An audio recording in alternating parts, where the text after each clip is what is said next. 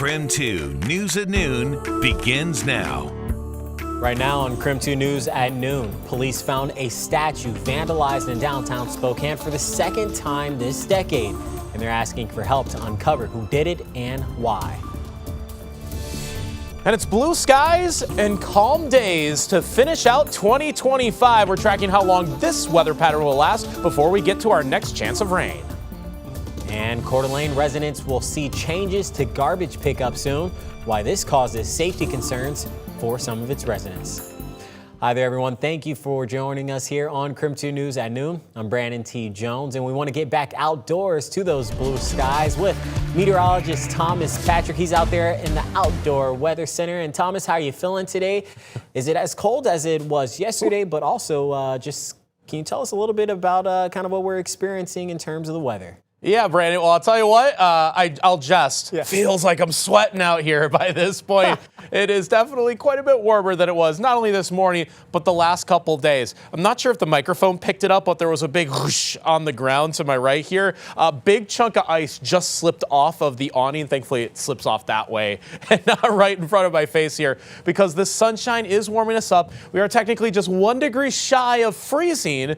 But should we get to 33 degrees, it'll be the first time that we've been above freezing since this past Friday. So yeah, things are melting away. And of course, the direct sunlight helping a little bit further by just adding the heat straight into that ice and snow that might be a bit left over. And yes, I know it's a bit more here on the South Hill than it is, say, downtown Spokane. This is still the leftovers from that Friday night. High temperatures do get into the mid-30s today, which is a bit warmer than it was yesterday. So a nice little jump up. And I tell you what, I don't know what it is about 33 degrees, but even 1 degree above freezing does make a difference with how it feels outside. Very calm weather pattern here, maybe a little too calm because we do have these air stagnation advisories, small drops in air quality possible, but it shouldn't be anything significant for the region. Just a lot of sunshine and just overall calm weather, at least for a couple more days.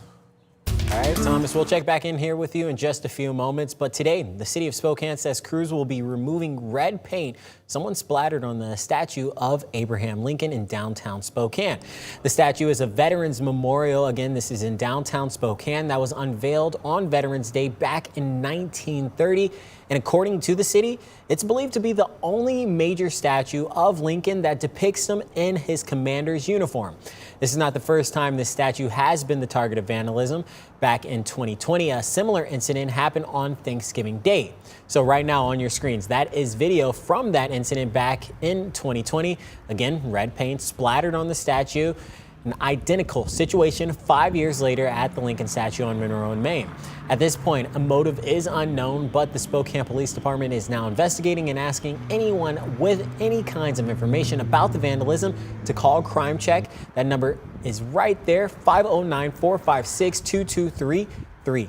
We'll keep you updated if there's any developments on that investigation.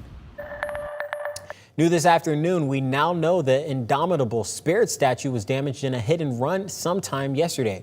This is near the Appleway Trail on University in Spokane Valley. Video shows the statue lying down on the ground. The city confirmed that a driver hit the statue with their car and ran away from the scene on their feet. Right now, Spokane Valley Police Department is investigating exactly what took place. Well, today, the Shoshone County Sheriff's Office remains closed and could be so for at least another week until they fully reopen. A shooting last Friday hurt 3 people, and the shooter, 77-year-old John Drake, was shot and killed by deputies. There was a 2-hour standoff at the sheriff's office between law enforcement and Drake. At this time, they don't have a motive for the shooting. Right now, people living in Wallace are still processing the violence. I was just surprised. Like, oh, in Wallace, stuff happens, you know, and it's very likely that if it just happened, that something like that's not going to happen again. I believe here, you know, if something like that happens, everybody's going to come out shooting if it's necessary. The Shoshone County Sheriff's Office says they are doing everything they can to take care of everyone.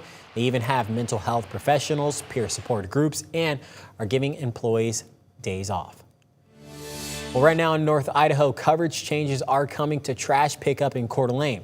Go ahead and take a look at this. This is the notice some customers received from Republic Services, the company who handles the city of Coeur d'Alene's garbage. They say they are ending their alley pickup services in locations that require drivers to back up onto active streets and sidewalks, citing safety concerns. So instead of putting trash in the alley, residents will have to move them up to their front yards. While this change impacts about 85 households, some who use mobility aids worry for their safety, and some people don't have driveways. Some of those who have been impacted reached out to Mayor-elect Dan Gookin, who has set up a meeting with the city administrator, attorney, and Republic Services. Well, continuing coverage now, Spokane remains closed today.